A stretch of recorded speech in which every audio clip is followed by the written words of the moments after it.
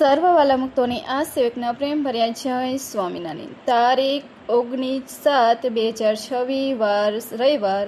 વૈષ્ણવમૂળ લોયાનું 10મું. સ્વામિનારાયણ હરે. સંવંત 1877 માર્ગશીર્ષ સુદ 8મને દિવસ શ્રીજી મહારાજ ગામશ્રી લોયા મધ્યે સુરા ખાચરના દરબારમાં ઢોલિયા ઉપર પ્રાપ્તકાળને સમયે બિરાજમાન છે અને ધોરી શીરની ડગલી પહેરી છે ને ધોરો સુરવાર પહેર્યો છે તથા ધોરો ફેટો મસ્તક ઉપર બાંધ્યો છે ને પોતાના મુખરવિંદની આગળ મુનિ તથા દેશ દેશના હરિભક્તોની સભા ભરાઈને બેઠી છે.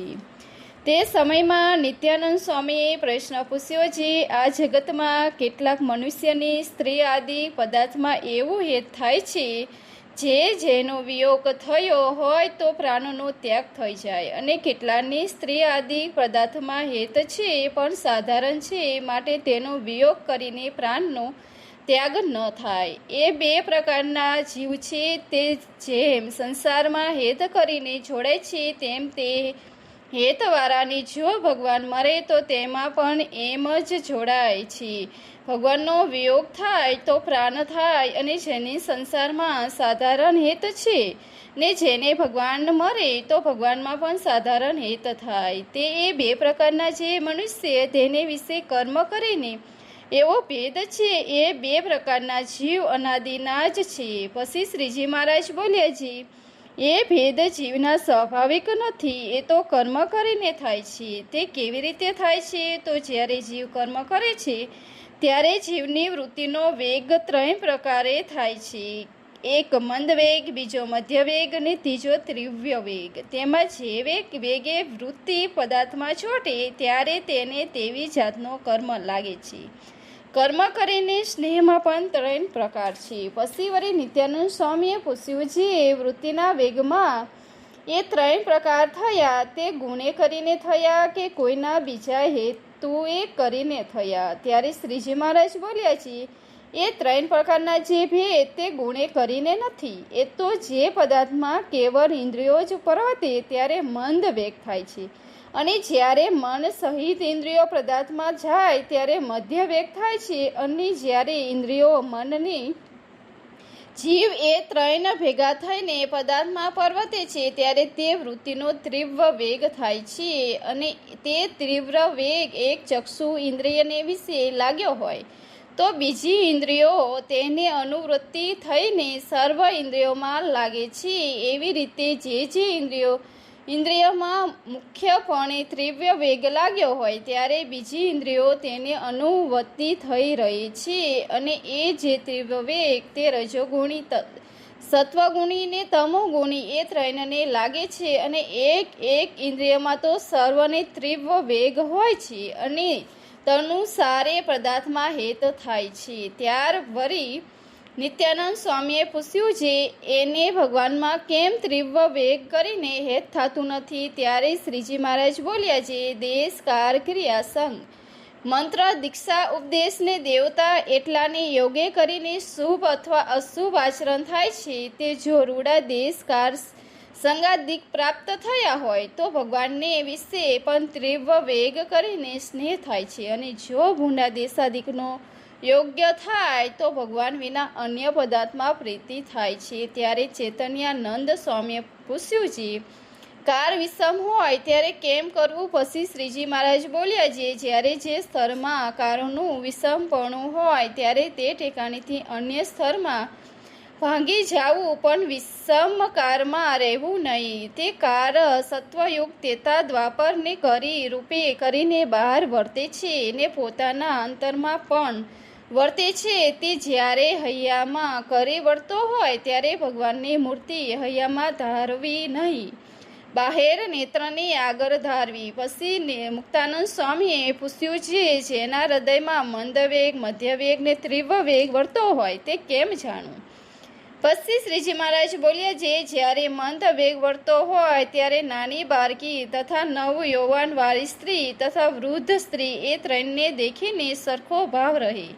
કેમ જે જ્યાં એકલી ઇન્દ્રિયની જ વૃત્તિ ગઈ છે તે માટે તેમાં મંદ વેગ છે, અને જ્યારે ઇન્દ્રિયને વિશે મન ભરે છે એ ત્રણ પ્રકારની સ્ત્રીને દેખે છે ત્યારે બાળકીને વૃદ્ધ સ્ત્રી તેનો તો ભૂંડો ઘાટ નથી થતો અને યૌવાન સ્ત્રીને વિશે ભૂંડો ઘાટ થાય છે ને વિકારને પામી જાય છે અને મધ્ય વેગ જાણવો. અને જ્યારે ઇન્દ્રિયને વિશે મન ને જીવ એ બે ભરીને એ ત્રણ પ્રકારની સ્ત્રીને દેખે છે ત્યારે તો એ ત્રણ પ્રકારની સ્ત્રીને વિશે ભૂંડા ઘાટ થાય છે ને વિકારને પામે છે.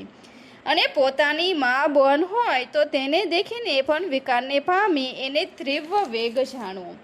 પછી બ્રહ્માનંદ સ્વામીએ પ્રશ્ન પૂછ્યો, જે એ ત્રણ પ્રકારની જે સ્ત્રીઓ તેને દેખીને વ્યક્તિ જણાય તથા રૂપ કુરૂપ પણ જણાય અને વિકાર તો થાય નહીં ત્યારે તેને કયો વેગ જાણવો? પછી શ્રીજી મહારાજ બોલ્યા છે, જે પદાર્થને અત્યંત દુઃખદાયી જાણીને મનનું થયું હોય પછી તે મનને કરીને તે પદાર્થને વિશે અત્યંત દોષ જણાય છે તે દોષનો મનમાં વિચાર થઈને જેમાં તે દોષ પ્રવેશ કરે છે અને જીવથી પર જે સાક્ષી તેને પણ તે દોષનું પ્રમાણ કર્યું છે તેને કરીને એ દોષની અતિ દ્રઢતા થઈ છે. માટે પદાર્થને વિશે જ્યારે ઇન્દ્રિયોની વૃત્તિ જાય છે ત્યારે તે વૃત્તિ ભેરે મન તથા જીવ એ બે આવે છે. પણ જીવમાં જે અતિશય દોષની દ્રઢતા છે તે દોષની શેડ્ય મન ઇન્દ્રિયોને વિશે સોસરી નિસરે છે. માટે તે પદાર્થ યથાર્થ દેખાય ને જાણ્યામાં આવે પણ તેને વિશે અત્યંત અભાવ આવી જાય છે. જેમ દૂધ સાકરનું પાત્ર ભર્યું હોય ને તેમાં સર્પ લાર નાખી હોય ને તેને નાખતા દીઠી હોય પછી તે દૂધ જેવું પૂર્ણ દેખાતું હતું તેવું ને તેવું જ દેખાય પણ તેનો અતિ અભાવ હૈયામાં વર્તે છે. કેમ જે એને એમ જાણ્યું તે કલ્યાણના માર્ગમાં વિરોધી છે અને આ લોક પરલોકને વિશે પરમ દુઃખદાયી છે. અને સ્ત્રીની પ્રાપ્તિ તો મુનિ સર્વ પશુ આદિકના જન્મને વિશે અનંત વાર થઈ છે અને હજુ તો પરમેશ્વરને નહીં ભજવું તો અનંત સ્ત્રીની પ્રાપ્તિ થશે. માટે એ વાત દુર્લભ નથી અને ભગવાનને ભગવાનના સંતનો સંગ તે તો મહાદુર્લભ છે અને દુર્લભ વસ્તુને પ્રાપ્તિને વિશે એ સ્ત્રી જ પરમ વિઘ્ન રૂપ છે એવું જાણીને જે હૈયામાં દોષની દ્રઢતા થઈ છે તેને કરીને ગમે તેવી રૂપવાન સ્ત્રી દેખાઈ જાય તો પણ વિકાર થાય નહીં અને વળી એને વિશે અવિકાર રહ્યાનું બીજ પણ કારણ છે. જેમ જનક વિદેહી જેવા છે માટે ભગવાનના ભક્ત રાજા હતા તે રાજ્યમાં રહ્યા હતા તે રમણીક એવા જે શબ્દાધિક પંચ વિષય તેને ભોગવતા થકા પણ જ્ઞાનની દત્તાએ કરીને નિર્વિકારપણે રહ્યા. અને જે જનક જેવા છે જ્ઞાની હોય એમ વિચારે છે હું આત્મા છું, શુદ્ધ છું, ચૈતન્ય છું, નિર્વિકાર છું, સુખ રૂપ છું, અવિનાશી છું અને સ્ત્રી આદિક જે વિષય છે તે તો દુઃખ રૂપ છે, તું જ છે, જડે છે ને નાશવંત છે એમ વિચારીને કેવળ પોતાની આત્મ સ્વરૂપને જ સુખ રૂપ જાણે છે અને શબ્દાધિક વિષયમાં જે સુખ જેવું જણાય છે ને સારા જેવું જણાય છે તે આત્મા વર્તે જણાય છે ને આત્મા દેહમાંથી નીકળી જાય ત્યારે સુખરૂપ હોય તે ભૂંડું થઈ જાય છે. એવી રીતે પોતાના આત્માને વિચારે અને આત્મા થકી પર જે પરમાત્મા તે ભૂંડું થઈ જાય છે. અને તે સંત પરમેશ્વરના ભક્ત છે અને પરમેશ્વર જે તે સર્વાત્મક એવા જે બ્રહ્મ તેના પણ આત્મા છે અને અક્ષરના પણ આત્મા છે અને અનંત કોટી જે મુક્ત તેના પણ આત્મા છે. એવા જે પરબ્રહ્મ પરમાત્મા નારાયણ તેને હું બ્રહ્મરૂપ એવો દાસ છું અને તે ભગવાનનો મહિમા તો એમ સમજે છે. ઇત્યાદિ શ્રુતિમાં ભગવાનનો મહિમા અતિશય પ્રતિપાદન કર્યા છે. એવી રીતે પોતાના સ્વરૂપનું તથા પરબ્રહ્મના સ્વરૂપનું જેને જ્ઞાન છે તેને ગમે તેવો સુંદર વિષય પ્રાપ્ત થાય પણ તેને કરીને કોઈ લેશ માત્ર પણ તેનું મન વિકારને પામે નહીં અને અવશ્ય જે શબ્દાધિક વિષય ગ્રહણ કર્યા જોઈતા હોય તેને ગ્રહણ કરે પણ તે વિષયને આધીન થઈ જાય નહીં. સ્વતંત્રપણે ગ્રહણ કરે જેમ કરોરિયો પોતાની લારને વિસ્તારીને પાસથી સ્વતંત્રપણે ગરકે ઘડે ત્યારે વળી લે છે. તેમ એવો જે જ્ઞાની તે પોતાના ઇન્દ્રિયોની વૃત્તિને વિષયમાંથી પસારીને પાછો સ્વતંત્ર થકો સંકેલી લે છે. અને એવા જે હોય તે રાજ્યમાં હોય તો પણ વનમાં છે, અને વનમાં હોય તો પણ તે રાજ્ય કરતાં વધતા આનંદ છે. અને એવા જે જ્ઞાની તે રાજ્યમાં રહ્યા હોય અને હજારો મનુષ્ય પોતાની આજ્ઞામાં રહેતો હોય અને સમૃદ્ધિ યુક્ત હોય, તેને કરીને પોતાને કાંઈ એમ ન માની જે હું બહુ મોટો થઈ ગયો, અને તે રાજ્યનો નાશ થઈ જાય અને હાથમાં મૂર્તિકાનું પાત્ર લઈને ધરોધર માગી ખાય, તેને કરીને અમે ન માની જે હું તો હવે ગરીબ થઈ ગયો.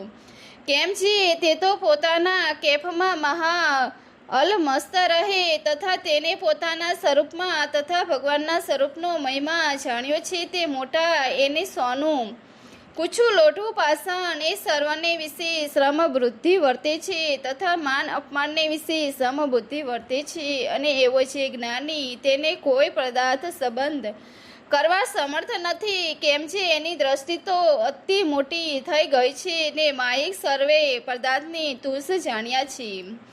જેમ કોઈક પુરુષ પ્રથમ કંગાલ હોય ને પછી તેને રાજ્ય વેરે ત્યારે તેની દ્રષ્ટિ મોટી થાય ને પ્રથમ લાકડાના ભારા વેચતો હોય તથા બીજા તુજ કામ કરતો હોય, તે સર્વ એને વિસરી જાય ને મોટા મોટા રાજ્ય સંબંધી કાર્ય કરવા લાગે. તેમ એવા જ્ઞાનીની સર્વ પદાર્થ માત્ર તુજ થઈ જાય ને એવા જ્ઞાનીને વિશે એની વિશાળ દ્રષ્ટિ થાય છે. અને એવી રીતે જે સમજ્યો તે સુખ્યો છે તથા જે વિશ્વાસી હોય કહેતા એમ સમજતો હોય છે. આવા મોટા સંત તથા ભગવાન જે વાત કહે છે તે એમ છે જે પણ એમાં કોઈ સંશય નથી એમ સમજીને તે ભગવાન તથા સંત જેમ કહે તેમ કરવા લાગે. એ બે જણા સુખ્યા છે ને એ વિના જે બીજા છે તે સુખ્યા નથી. તે શ્લોક છે. એમ ગીતામાં કહ્યું છે એવી રીતે જેની અલૌકિક દ્રષ્ટિ થાય છે તેને પરમેશ્વર વિના સર્વ પદાર્થ તુષ થઈ જાય છે. અને આ બે શ્લોક છે તેનો પણ એક સરખો ભાવ છે.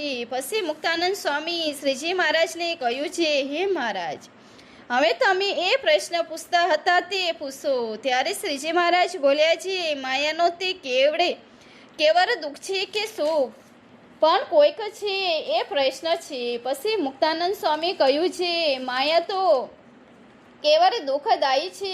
પછી શ્રીજી મહારાજ બોલ્યા છે, માયામાંથી ઉપજ્યા એવા જે સત્વ રજ ને તમ એ ત્રણના ગુણ તેમાં જે સત્વ છે તે તો સુખરૂપ કહેવાય તથા શ્રીમદ ભાગવતમાં કહ્યું છે. તથા સત્વગુણની સંપત્તિ તે જ્ઞાન વૈરાગ્ય વિવેકી સમાધિક છે. એવી જે માયા તે કઈ રીતે દુઃખરૂપ છે અને વળી એકાદશ સ્કંધમાં કહ્યું છે.